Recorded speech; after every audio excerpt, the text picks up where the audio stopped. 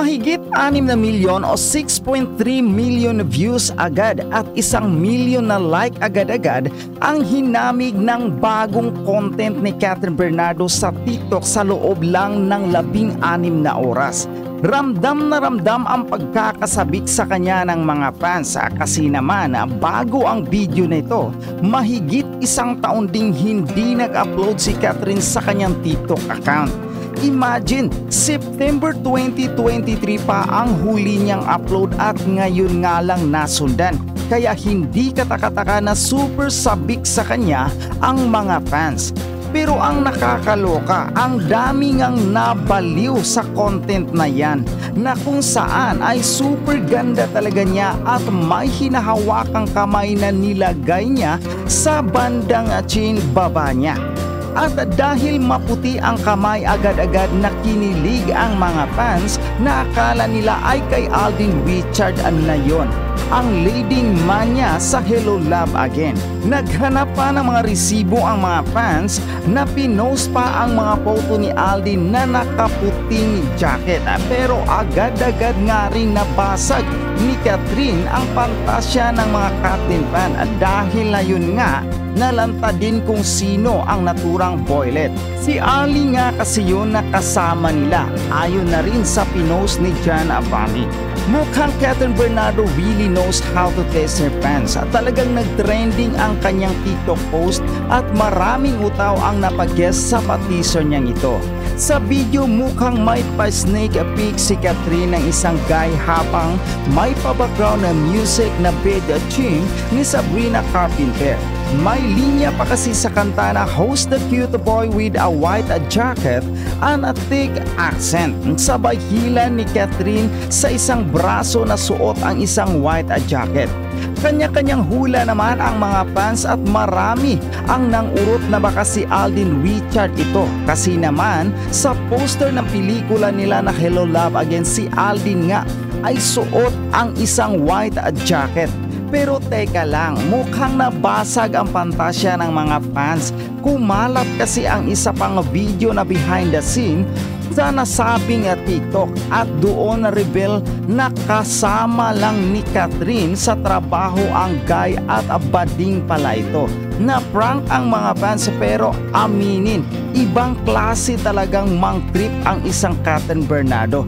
Alam na alam niya kung paano magpakilig at magpabaliw sa kanyang fans dahil dito lalo lang tuloy tumaas ang excitement para sa upcoming film nila ni Alden Richard. So kahit napaasa tayo ng bahagya, for sure may bagong aabangan sa Catherine. Kung halimbawa lang may interview mo ang Catherine, ano yung mga tatanong mo sa kanila? Number 1, 2, and 3 muna. Pag nakita ko sila, hindi ko sila tatanungin. Ano lang? Pasasalamatan ko sila. For? Kasi siyempre binibigyan lang kasiyahan ng mga ang mga netizen, di ba? Ini-inspire nila at binuhay nila muli ang Philippine movie industry at ang showbiz. At yung mentality ng mga fans ng showbiz, yun.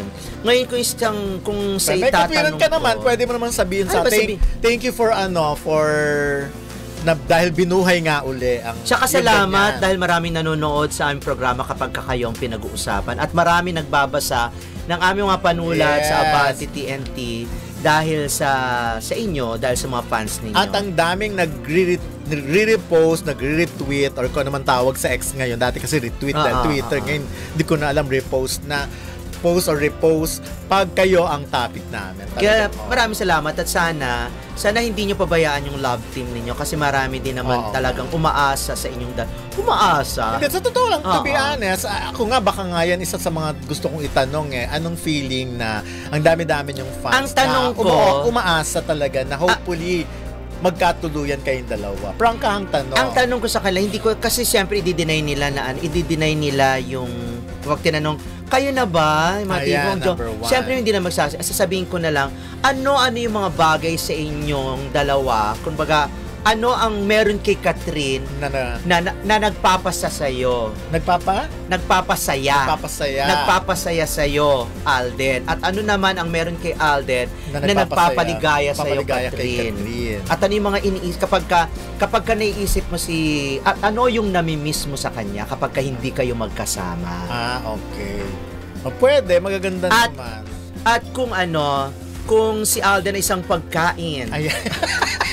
anong Oo. pagkain to? At Alden, kung total nasa restaurant ka naman, ano ang pagkain? Kung pagkain si Catherine, ano si Catherine? Parang Kung ano anong yan? pagkain. Baka kung ano yung sagot nila, di ba? Ano? Pero usually natatanong talaga yung mga Oo, ganyan. ganun. Tsaka, eto, bibigyan namin kayo ng tips sa karamihang mga tinatanong sa press con. Kasi ngayon ang press con, beforehand, nagsasubmit ka na ng tanong. Ganun kasi ngayon hindi ka At tulad saka sa iba. Tsaka isa pa, gusto ko yung tanong, kung meron kang isang bagay na gusto mong ibigay sa isa't isa sa inyo, na tingin nyo ay forever, bagay to ha, bagay. Material, ano ito? Pili kayo, Okay. singsing, kwintas, Or, sasakyan, bahay. sing-sing na lang muna. Hindi ganun na lang. Siguro, sing-sing o kwintas. Ganun na lang. I think sing-sing, no? Yung mas ano. At bakit?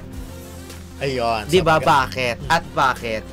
Oo. Wag yung pwede rin naman parehas. Bakit? Ganun. Yung mga ganon. Yung mga ganon. Kasi forever nandoon eh. Diba, common na kasi pag tinanong, usually, Picture frame. tsaka tinatanong pa rin kasi yung anong na-discover nyo sa isa't isa after 4 or 5 cliche.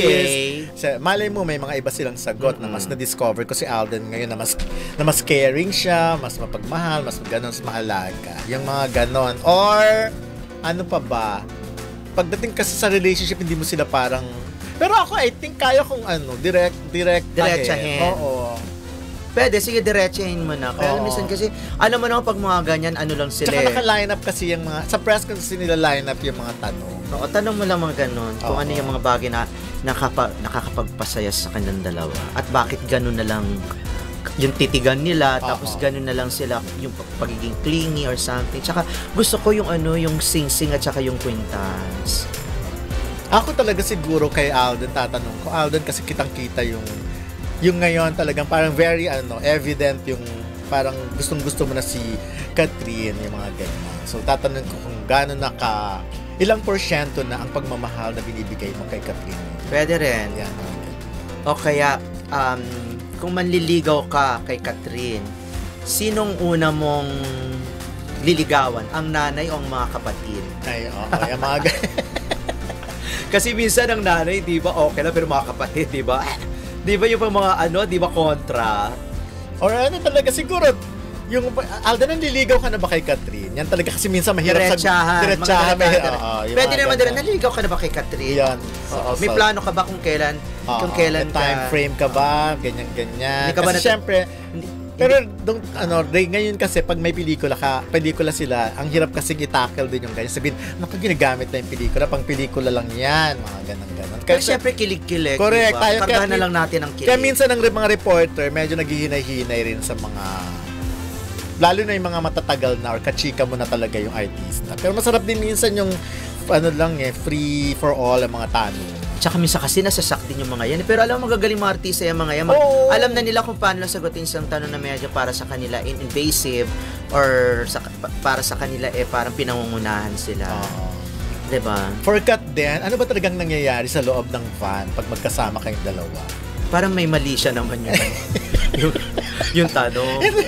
Mas marami ba kayo na pag-uusapan? Siyempre, may mga iba naman silang kasama doon. Wag yung ang tanong mo ay leading to Hindi, ang tanong mo is answerable by yes or no. Ano nga Kasi ang nangyayari? sabi mo, marami ba kayo pinag-uusapan? Sabi, meron, yes. Kaya doon muna ako sa ano ba mga nangyayari sa loob ng van pag magkasama kayong dalawa? Ganun na lang.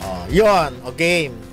Ayun. Eto, Alden, pinakilig ang fan na lola sa mall tour. Eto, ako, pakita naman yung yung Alden, doll. Yung pinakita ka nung isang araw. Ayan, di ba? Ang galing nung ganon, yung may ginagawa kang bongga-bongga. Tapos, ayan, yung ganyan, si Alden ba yan? Parang hindi naman. Hindi, syempre, lang naman yan, dal lang naman yan. Ragdoll. Babi mo yung ragdoll. Ragdoll naman tayo. Pero ayan. Pero syempre, pang bigay sa fans, natuwa lang ako kay Alden sa dami-daming libu-libong fans na nakita niya sa harapan. Sa isang lola niya talaga binigay.